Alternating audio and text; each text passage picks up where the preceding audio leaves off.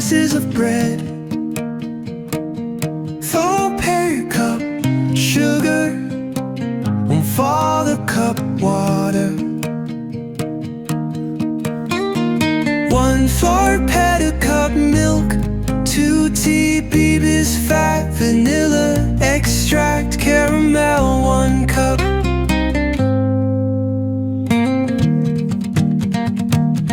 Break bread up into small pieces. Add the milk in a bowl with your broken up bread.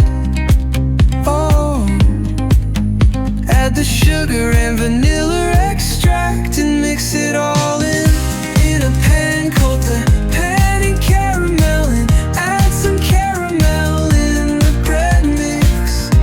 Add water to the pan with caramel and then your bread mix inside that. Cook in instant pot for 20 minutes. Let it cool down and then refrigerate for 2+ hours.